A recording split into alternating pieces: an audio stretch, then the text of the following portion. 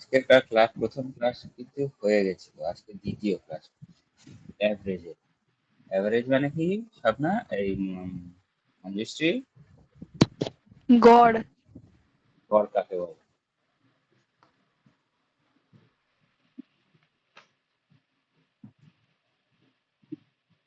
গড় মানে উঁচু নিচু। গড় মানে হয়তো, হ্যাঁ হ্যাঁ, বল বল, মানে বলেন। আমি এক্সাম্পলই দিচ্ছি। মানে হয়তো 100 মার্কসের এক্সাম, আমি 50 পেয়েছি আর কেউ 80 পেয়েছে। আমাদের দুজনের নাম্বারকে যোগ করে 2 দিয়ে ভাগ করলে গড় বেরাবে। এটা তো পদ্ধতি বলে দিই। অ্যাকচুয়ালি গড় কাকে বলে? গড় মানে হচ্ছে ইকোনমিক্স এর ভাষায় হচ্ছে সোশ্যালিস্টিক ইকোনমি, তাই না? সোশ্যালিস্টিক ইকোনমির একটা বৈশিষ্ট্য ছিল না, যে ধনী গরিব কেউ থাকবে না, সবাই মোটামুটি সমান করার চেষ্টা করে। গড় হচ্ছে সেই জিনিস, উঁচু নিচু ভেদাভেদ সব ভুলিয়ে দিয়ে একটা মাঝামাঝি করে আনার চেষ্টা, তার নাম হচ্ছে গড়। তাই না? কেউ 100 পেয়েছে, কেউ 20 পেয়েছে, তাদের মাঝামাঝি করে দিলাম, কত হয়ে গেল তাহলে? 60। হচ্ছে গড়। সব ভেদাভেদ দূর করে দেয়, তাই ভেদাভেদ দূর করে দেওয়ার অঙ্ক মানে এই অঙ্কটাও খুব সহজ একটা অঙ্ক। তো দেখ তো, রেকর্ডিং হয় নাকি, চালু করে দেখ। হ্যাঁ। বাবারা ক্লাস করতে পারছে না, সব বলছে রেকর্ডিং। এই ক্লাস করার সঙ্গে সঙ্গে রেকর্ডিংটা হয়, একসঙ্গে করলে কালো হয়। অনেক চেষ্টা করে দেখেছি, অনেক অ্যাপ ডাউনলোড করে করছি, এর জন্য সত্য চালু করে দিয়েছিস? হুম হুম। হ্যাঁ। আবার কোথায় গেল? এই শোনা যাচ্ছে অনুশ্রী? হ্যালো?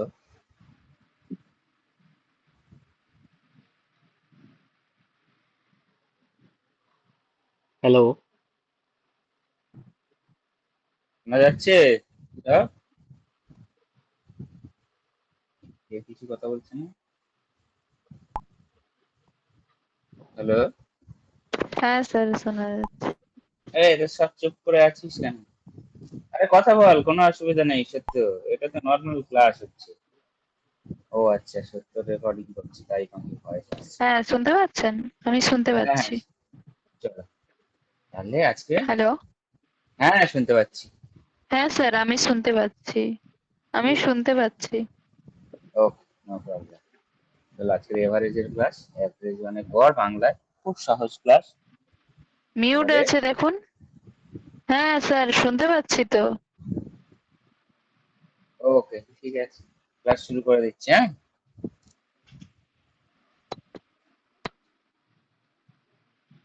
দেখো এভারেজের ক্লাস কি বলেছে এখানে, যে find the average of all natural numbers from 1 to 100। মানে কি বলেছে, 1 থেকে 100 পর্যন্ত সমস্ত বাস্তব সংখ্যা, বাস্তব সংখ্যা মানে কি 1 2 3, ঠিক আছে? এই বাস্তব সংখ্যাগুলোর গড় বের করতে বলেছে। আমরা এর আগের অ্যাভারেজ ক্লাসে বা এমনি নাম্বার সিস্টেমের ক্লাসে, নাম্বার দেখা সিস্টেমের যাচ্ছে ক্লাসে না তো স্যার। স্ক্রিন দেখা যাচ্ছে না? কি বলিস? হ্যালো। হুম,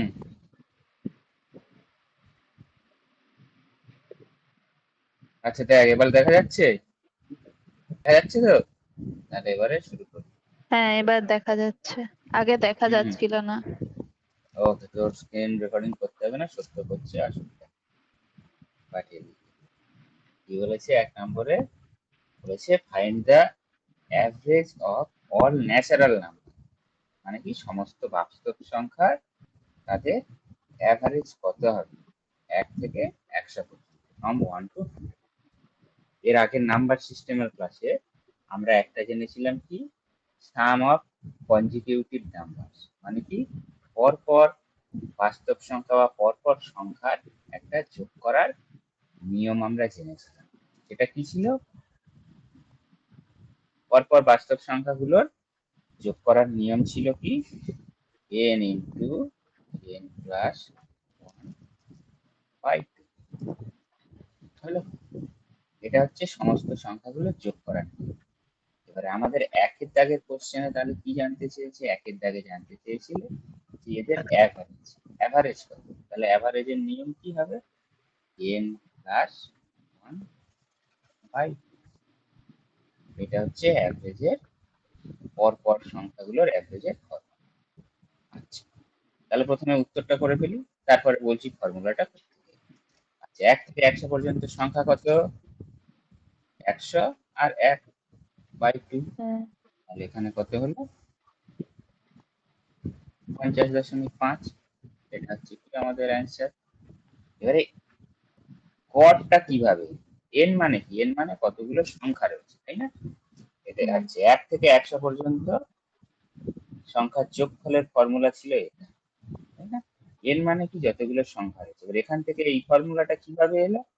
জাস্ট এখান থেকে n+1/2 ছিল, যতগুলো সংখ্যা আমরা তো ততগুলো সংখ্যা দিয়ে ভাগ করি, তাই না? এটাই তো এভারেজের নিয়ম। 10 আর 100, এই 20 আর 100 গড় কত? 20 যোগ 100, আর দুটো সংখ্যা ছিল ওই জন্য 2 দিয়ে ভাগ। এক্ষেত্রেও সেম জিনিস, টোটাল ছিল এইটা, তাকে n নম্বর সংখ্যা দিয়ে এই n কেটে গেল, পড়ে থাকতো কি n+1/2।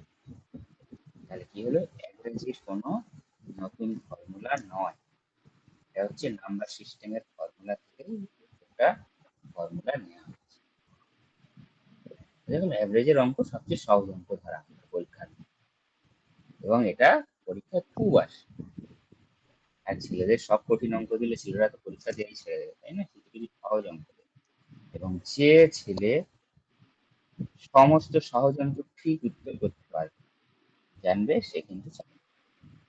কঠিন অঙ্ক থাকবে, আর কঠিন অঙ্ক এক একটা করে ফেলবে ওই সময়, কিন্তু জানা অঙ্ক কারোর যেন না, বা জানা কোশ্চেন কেউ যেন না ভুল করে আসে। জানা কোশ্চেন ঠিক করতে পারলে নিজে স্যাটিসফাইড থাকবে, পরীক্ষাও ভালো হবে।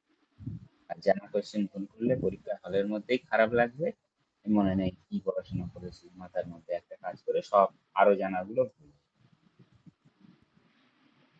দুইয়ের দাগে দেখি, দুইয়ের দাগে কি বলেছে? দুইয়ের দাগে বলেছে কি?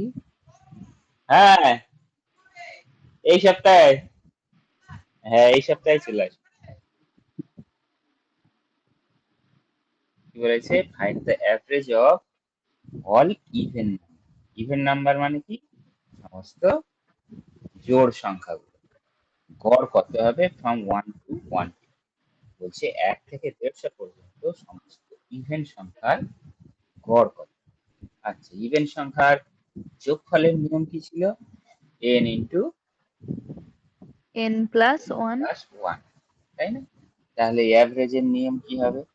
ইভেন সংখ্যার গড়ের নিয়ম কি হবে?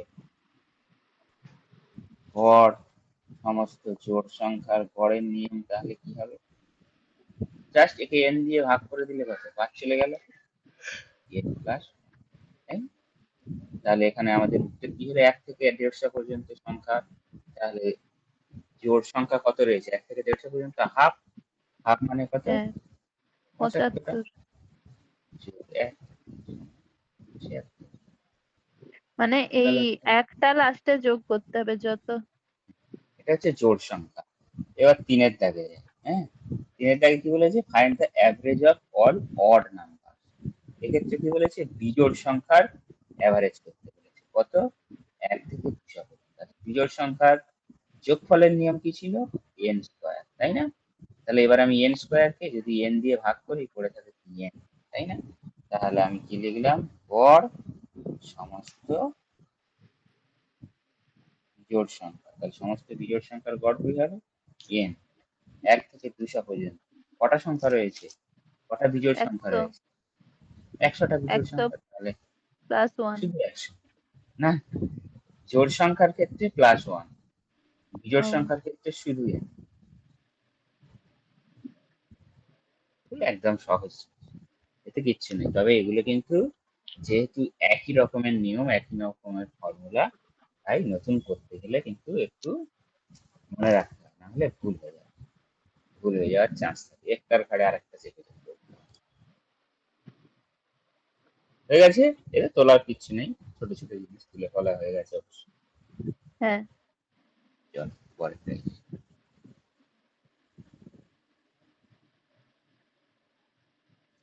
পরেরটা কি বলেছে, এগুলো কিন্তু বেশ একটা ভালো ইন্টারেস্টিং অঙ্ক এবং পরীক্ষায় পড়ে। সহজ অঙ্ক হলেও ইন্টারেস্টিং যেহেতু এবং বাচ্চারা খুব ভুল করে, তাই এই অঙ্কগুলো পড়ে। চারের দাগে কি বলেছে যে average age of 30 men is increased by 1/6। আচ্ছা ডিক্রিজটা পরে পড়বে, হ্যাঁ এটা এখন আপাতত বাদ, আপাতত বাদ। প্রথমে ইনক্রিজটা করবো, 4-এর 1 কি বলেছে, average age of 30 men is increased by 1/6 year. মানে কি বলেছে, 30 জন মানুষের গড় বয়স 1-6 বছর করে বেড়ে যাচ্ছে। কেন বেড়ে যাচ্ছে? when one of them whose age is 40 years is replaced by a new man। বেড়ে যাওয়ার কারণটা কি বলেছে, 30 জন লোকের মধ্যে একজন ব্যক্তি যার বয়স ছিল 40 বছর, সে রিপ্লেসড হচ্ছে একজন নতুন মানুষ। মানে কি, যার 40 বছর বয়স সে চলে যাচ্ছে, তার পরিবর্তে আর একজন মানুষ আসছে। তার জন্য কি 1-6 বছর করে বয়স প্রত্যেকের বেড়ে যাচ্ছে 30 জন মানুষ। আমাদের কোশ্চেন করেছে কি, what is the age of new man, তাই নতুন ব্যক্তিটার বয়স কত। আচ্ছা, সবার বয়স বেড়ে যাচ্ছে, তার মানে কি নতুন ব্যক্তিটা যে এসছে তার বয়স নিশ্চয়ই বেশি 40-এর থেকে, তাই না? তবেই তো প্রত্যেকের বয়সটা বেড়ে যাচ্ছে। যদি 40-এর চেয়ে কম বয়স হতো তাহলে তো সবার বয়স কমে যেত। তাহলে এখানে কি হচ্ছে, যেহেতু 40-এর চেয়ে বেশি বয়সের মানুষটা এসছে, তাই প্রত্যেকের বয়স বেড়ে যাচ্ছে। এবারে আমাদের বের করতে হবে কি, কত বছরের বেশি, যার জন্য 30 জন মানুষের বয়স 1-6 করে বেড়ে যাচ্ছে। কত বছর বেশি? তাহলে আমরা সেটা কি করি, যে নতুন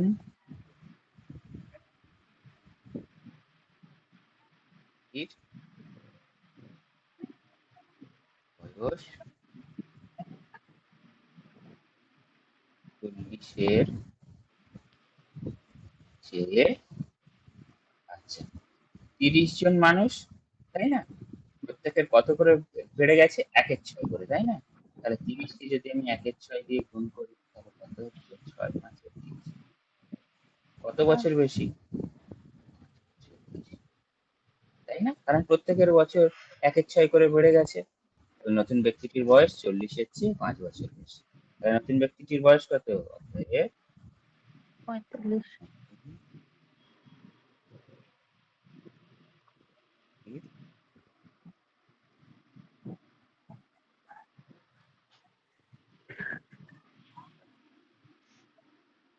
হয়ে গেল। এবারে 4-এর সেম জিনিস, কি বলেছে, শুধু এখানে কমে যাচ্ছে। তাহলে কি হবে, কমে যাচ্ছে মানে জাস্ট বিয়োগ হয়ে যাবে, তাই না? নতুন ব্যক্তিটির বয়সটা কম আছে, যে নতুন ব্যক্তি, ওই জন্য তার বয়স, সকলের বয়স কমে গেছে। শুধু তাহলে 2 নম্বরের উত্তরটা কি হবে, সঠিক হবে। কি হবে? নতুন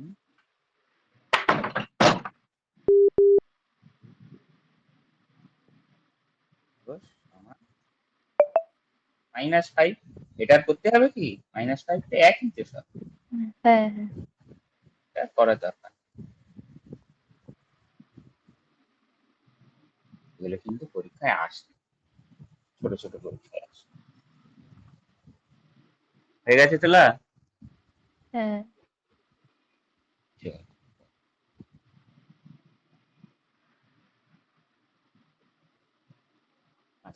পাঁচের দাগে কি বলেছে, অ্যাভারেজ এজ অফ 56% ইজ 43 ইয়ার। মানে কি বলেছে, 56 জন ব্যক্তির বয়স, গড় বয়স 43 বছর। Average age of 56% is 43 years, which is increased by 3/19 years, যেটা 3-9 বছর করে বেড়ে যাচ্ছে। কেন বেড়ে যাচ্ছে? when a new man join this group, যখন নতুন একজন ব্যক্তি এই 56 জনের গ্রুপে জয়েন হচ্ছে, তখন কি হচ্ছে, প্রত্যেকের বয়স 3 এর 9 বছর 19 বছর করে। 3 এর 19 বছর। What is the age of new, তাহলে নতুন ব্যক্তিটার বয়স কত? দেখো আগের অঙ্কে কি বলেছিল যে রিপ্লেসড হচ্ছে মানে কি, একজন ছিল সে বাইরে বেরিয়ে গেল, তার পরিবর্তে আর একজন, আরেক এটাকে বলে রিপ্লেস। এক্ষেত্রে কি বললো, 56 জন ব্যক্তি ছিল, তার সঙ্গে একজন জয়েন হয়ে গেল, তার মানে এখন কতজন হলো, 57, তাই না? এবারে দেখি আমরা অঙ্ক কষে হয়।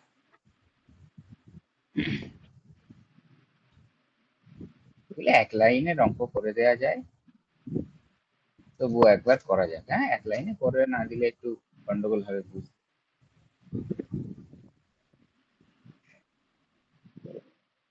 মোট বয়স বৃদ্ধি পায়, কত বৃদ্ধি পাচ্ছে, 56 জন ছিল প্লাস একজন ইন্টু 3 এর 19 করে বৃদ্ধি পাচ্ছে, তাহলে কত হলো, 57 ইন্টু 3 এর 3 19 57, তাহলে কত, মোট বয়স বৃদ্ধি পাচ্ছে কত, 9 বছর। অতএব নতুন ব্যক্তিটার বয়স কত,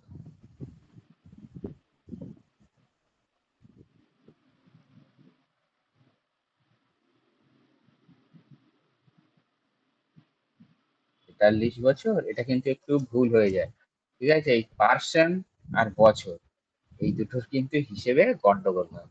আমরা যখন কাটাকাটি করছি বা গুণ করছি সব কিন্তু পার্সনের সংখ্যার সঙ্গে, আর যখন বয়সটা যোগ করছি তখন তাদের যত বছর গড় বয়স সেটার সঙ্গে।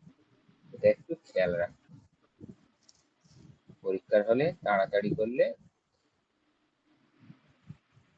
হলো। একদম সহজ অঙ্ক। হ্যাঁ। ও,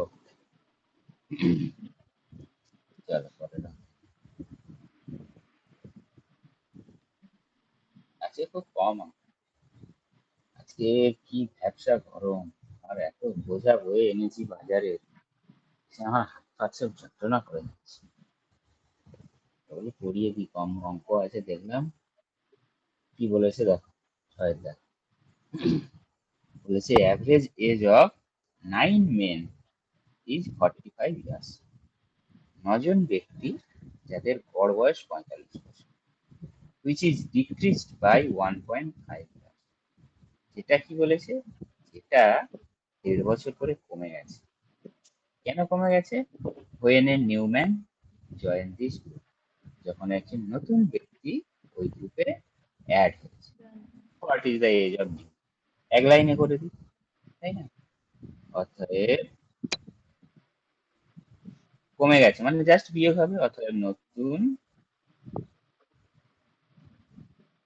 ব্যক্তিটির বয়স, আচ্ছা 9 জন ছিল, একজন জয়েন হয়েছে, তাহলে কজন হলো, 10 জন। 10 জনের বয়স কত করে কমেছে, 1.5 বছর। 1.5 বছর।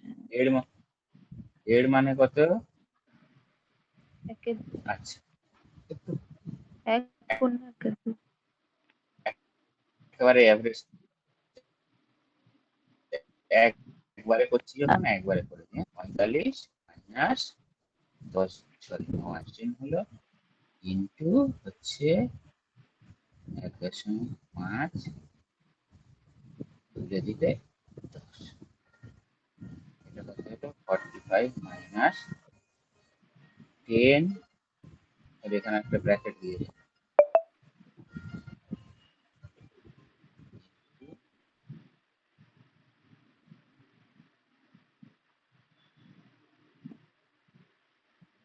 হ্যালো 30। হ্যালো, হ্যাঁ 30 হবে। হ্যালো, হ্যাঁ বলো। হ্যাঁ শুনতে পাচ্ছেন? হ্যাঁ বলো, হ্যাঁ ঠিক আছে।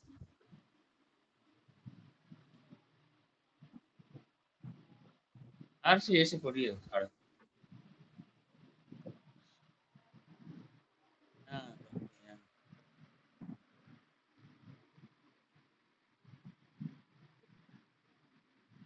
হ্যাঁ পড়াচ্ছি। which is decreased by 19, যেটা কি 9 বছর করে কমে যাচ্ছে, ডিক্রিজ হচ্ছে মানে কি কমে যাচ্ছে। when a man went home, যখন একজন ব্যক্তি বাড়ি চলে যাচ্ছে। একরকম কি হচ্ছিল, রিপ্লেসড হচ্ছিল, কখনো বা জয়েন। এক্ষেত্রে কি হলো, একজন মানুষ বাড়ি চলে গেছে। What is the age of that, তাহলে বলছে তাহলে ওই ব্যক্তিটার বয়স কত ছিল। এটা একটা ইম্পর্টেন্ট।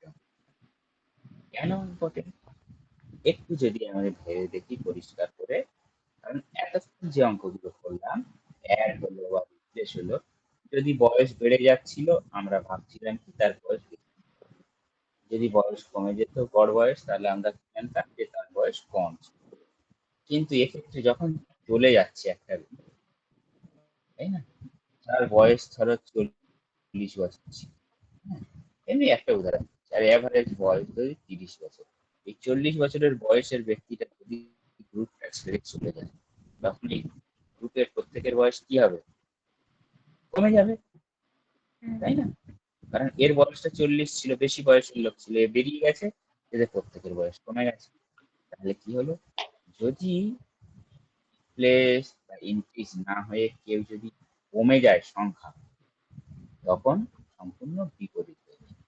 তখন কি হয়ে যায়, যদি বয়স কমে যায় তখন জানতে হবে যে ব্যক্তিটা পুরনো ছিল তার বয়স বেশি ছিল, আর যদি বয়স বেড়ে যায় তার বয়স কম ছিল। এইটুকু যেমন আর কিছু নেই। তাহলে এক্ষেত্রে সেই এক লাইনে, তাহলে চলে যাওয়া ব্যক্তির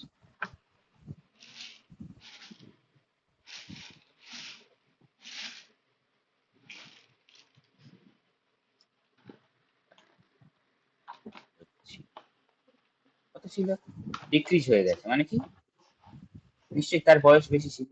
তাহলে কত হবে, 37 যোগ 64, একজন কমে গেছিল, ইন্টু কত হবে, স্যার 37, আপনি 73 লিখেছেন। ও সরি, পুরো উল্টে গেছে।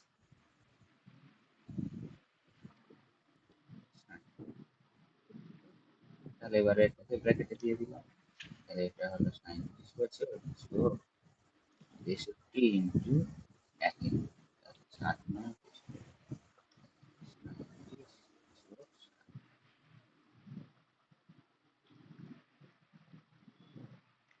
হাতের দাগের অঙ্কটা কিন্তু ভুল কথা, আর পরীক্ষায় এই অঙ্কটাই আসে, ইম্পর্টেন্ট পরীক্ষা হলে এই অঙ্কটাই দেবে, কারণ এটা বাচ্চারা খুব ভুল করে। আমি ভুল করে এসেছিলাম একটা পরীক্ষায়, বাড়ি এসে কি আসলো, জানা অঙ্ক যখন ভুল হয় প্রচুর আসে। আচ্ছা স্যার।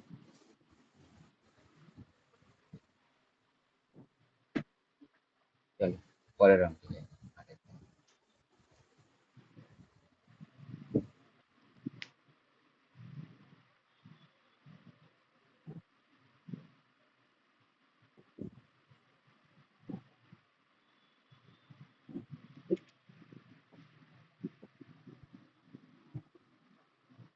আটের দাগে কি বলেছে দেখো, বলেছে কি, the average of 61 students in a hostel is 90, কি বলেছে, 61 জন ছাত্রের গড় বয়স হচ্ছে একটা হোস্টেলে 19 বছর, 19 বছর। 61 জন ছাত্র। এবার কি বলেছে, but one student is left the hostel, একজন কি হলো, হোস্টেলটা বাদ দিয়ে চলে গেল, হোস্টেল ছেড়ে দিল। এবার কি বলেছে, average age is increased by, গড় বয়সটা কি হলো হোস্টেলের, বেড়ে গেল কত, 15 বছর। বলেছে how many years the student is weight, বলছে তাহলে ওই যে স্টুডেন্টটা ছেড়ে চলে গেল তার বয়স কত ছিল, সে কত বছর বয়স ছিল। ইনক্রিজড হয়ে গেছে, সবার বয়স ইনক্রিজ হয়ে গেছে মানে কি, নিশ্চয়ই যে বাচ্চাটা বাড়ি চলে গেছে তার বয়স কম ছিল, তাই না, ওই জন্য সবার বয়স বেড়ে গেছে। তাহলে এক্ষেত্রে কি হবে, ইনক্রিজ হয়েছে, কিন্তু যেহেতু একজন চলে গেছে তাই আমরা এর বয়সটা বিয়োগ করব। তাহলে এক লাইনের উত্তর।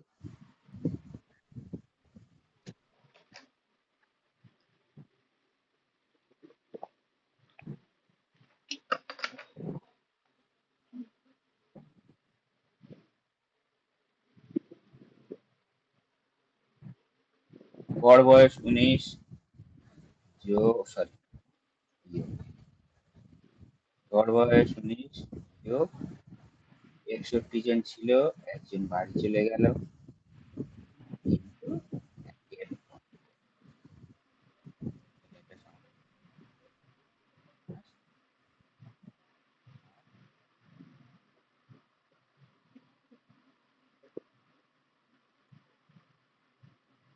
যে বাচ্চাটা বাড়ি গেল তার বয়স ছিল 15।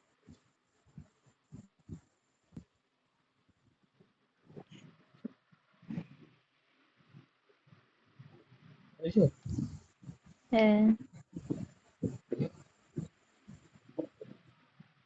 পরের অঙ্ক 9 কি বলেছে 9% ওয়েন্ট টু এ হোটেল। একটা এই অঙ্কটা আমার খুব ভালো লাগে। এখানে কি বলেছে 9 জন ব্যক্তি 9% went to A hotel for taking care. 9 জন ব্যক্তি একটা হোটেলে গেল তাদের মিল খেতে বা খাবার খেতে।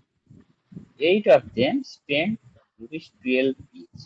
মানধাত্তা আমলের অঙ্ক, ঠিক আছে? তাহলে কি হয়েছে তাদের মধ্যে 8 জন, 9 জনের মধ্যে 8 জন 12 টাকা করে খরচ করছে ফর দেয়ার মিল। তাদের খাবারের জন্য 8 জন ব্যক্তি 12 টাকা করে খরচ করেছে। and the 9 spent rupees 8 more than the average expense। 8 জন ছিল যারা 12 টাকা করে, কিন্তু 9 জন যে ব্যক্তি সে কি করেছে গড় যত টাকা করে খরচ হয়েছে টোটাল তার চেয়ে 8 টাকা বেশি। গড় কত টাকা খরচ হয়েছে জানি না, কিন্তু তার চেয়ে 8 টাকা সে বেশি খরচ করে। 9 নম্বর এক্সপেন্ডিচার অফ অল বলেছে find the total money spend by. তাহলে কত টাকা টোটাল তারা খরচ করেছে। ওটা আবার বলি, 9 জন ব্যক্তি তারা একটা হোটেলে খেতে গেল, 8 জন থেকে 8 টাকা 12 টাকা করে খরচ করেছে, কিন্তু 9 নম্বর ব্যক্তি যদি বেশি খায় সে কি করেছে 9 জনের টোটাল গড় যত টাকা খরচ, 9 জনের গড় তার চেয়েও সে 8 টাকা বেশি। 8 টাকা বেশি। তাহলে টোটাল কত টাকা তাদের খরচ হয়েছে। করতে কি করতে হবে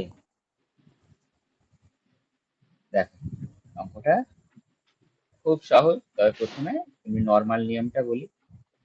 ধরলাম যে গড় খরচ, যে প্রত্যেকের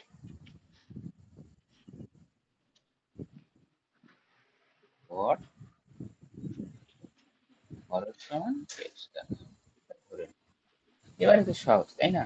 তাহলে টোটাল খরচ কত? 9 জনের 9x টাকা খরচ প্রশ্ন হুম। অনুসারে। 9 জনের 9x, তাহলে 9x সমান কি করে কি পাচ্ছি আমরা? এটা হচ্ছে টোটাল খরচ 9। 9x সমান আমরা কি পাচ্ছি 8 জনের 12 টাকা এটা পাচ্ছি। আর কি পাচ্ছি?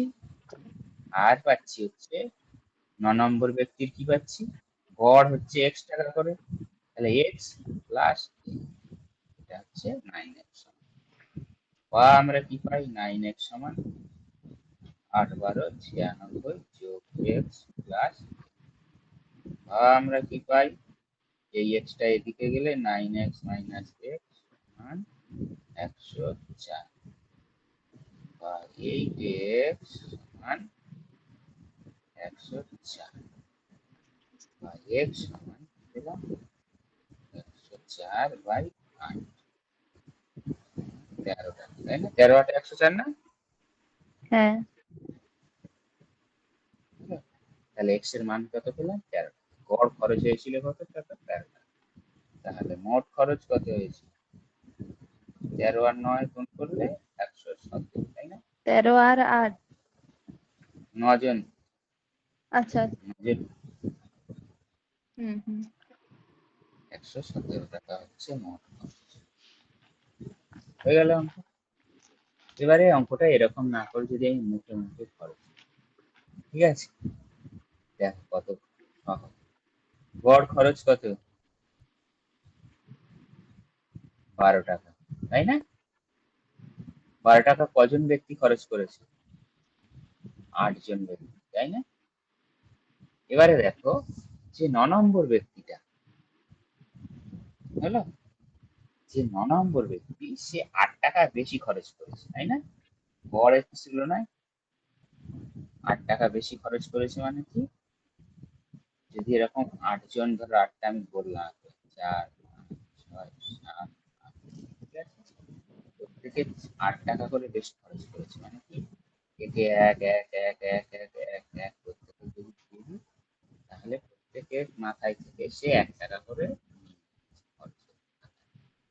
তাহলে আমি কি, যদি আমি নর্মাল হিসেবে, তাহলে কি হবে দেখো, যত টাকা বেশি বাই যতজন, এটা হচ্ছে গড়। তাহলে কত হলো, 12 যোগ 1, 13 গড়। 8 নম্বরটা কি হচ্ছে টাকা, আর এটা হচ্ছে,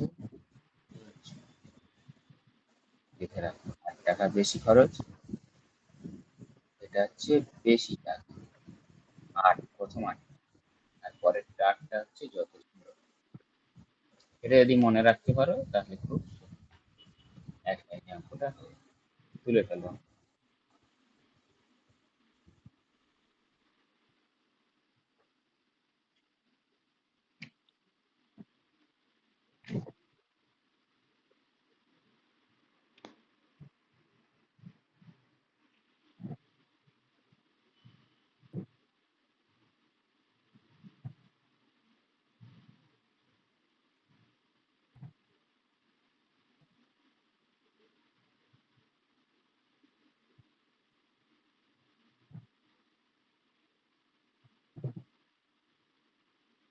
হয়ে গেছে।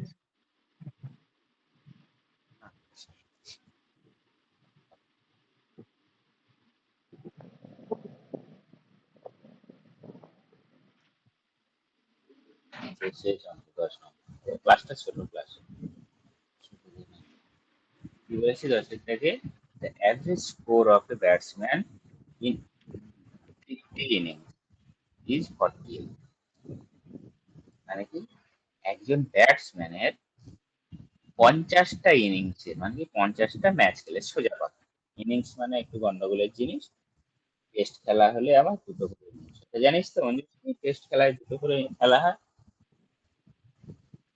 না, ওয়ান ডে বা টি20-তে একবার করে ব্যাট ধরতে পারে, আর টেস্ট খেলা হলে দুবার করে ব্যাট ধরা সম্ভব একজন ব্যাটসম্যান। এবার এক্ষেত্রে কি বলেছে, যে 50টা ইনিংসে একজন ব্যাটসম্যান এর গড় 50টা ইনিংস খেলে 48 হয়েছে। এবার কি বলেছে, if his highest and lowest score is taken out, মানে কি তার সর্বোচ্চ রান আর সর্বনিম্ন রানটা যদি নিয়ে নেওয়া হয়, টেকেন আউট মানে কি বের করে নেওয়া, অ্যাভারেজ রিডিউসড বাই 2 রান, তাহলে কি বলেছে, গড় রান 2 করে। এবার কি বলেছে, if his lowest score is 6, then find his highest score. বলেছে কি, তার সর্বনিম্ন স্কোর 6 রান হয়, তাহলে তার সর্বোচ্চ স্কোর কত। 50টা ইনিংস খেলেছে একটা ব্যাটসম্যান, তার গড় রান হচ্ছে 800। এবারে কি বলেছে, শর্ত দিয়েছে তার হাইয়েস্ট স্কোরের যে ম্যাচ, তার সেই রানটা নিয়ে নেওয়া হলো, আর লোয়েস্ট স্কোরের ম্যাচে রানটা নিয়ে নেওয়া হলো। তখন দেখা যাচ্ছে গড় রান 2 রান করে রিডিউস কমে গেছে। আমাদের বলে দিয়েছে যদি লোয়েস্ট স্কোরটা 6 রান হয়, তাহলে হাইয়েস্ট স্কোরটা। আচ্ছা, এটা একটা সহজ অঙ্ক কিন্তু ইম্পর্টেন্ট। দেখো 50টা ইনিংসে 48 করে গড়, তাহলে এইটা যদি আমি গুণ করি, যে 50 50 ইন্টু 48, তাহলে আমি টোটাল রানটা পাবো, তাই না? এবার পরে এটা থেকে আমি বিয়োগ করে দিয়ে দিলাম, দুটো ম্যাচ বাদ দিয়ে দেওয়া হয়েছে, তাই না? হাইয়েস্ট আর লোয়েস্ট, তার মানে এখন ম্যাচ কটা রয়েছে, 48, তাই না? 48টা ম্যাচের কি বলেছে, আচ্ছা আমি না হয় লিখে, না থাক 48। এবারে কি বলে, আচ্ছা লিখে, অসুবিধা, 50 মাইনাস হলো।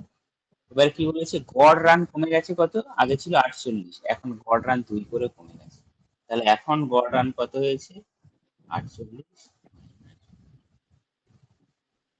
হলো। এই দুটো যদি আমি বিয়োগ করি তাহলে আমি কি পাবো? হাইয়েস্ট রান আর লোয়েস্ট। আমি কি লিখতে পারি যে সর্বোচ্চ রান যোগ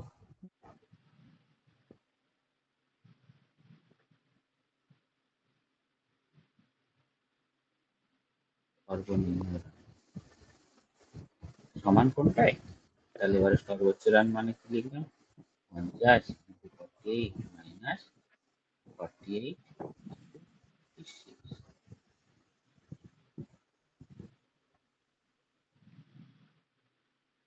আচ্ছা, এটা ব্র্যাকেটে দিলাম, এটা ব্র্যাকেট গুণটা করলাম, দুই জায়গায় 48 আছে, কমন 50 মাইনাস 46, তাহলে ক্ষেত্রে কি হলো? 48 into 4, এটা সমান 32 2 4 16।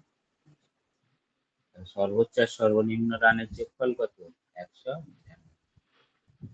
সবচেয়ে কম রান কত বলে? 206 রান। সর্বোচ্চ রান কত? অতএব সর্বোচ্চ রান 192 minus 6, 186। এই অঙ্কটা কিন্তু আসে। তো এবার রেকর্ডিং বন্ধ করো।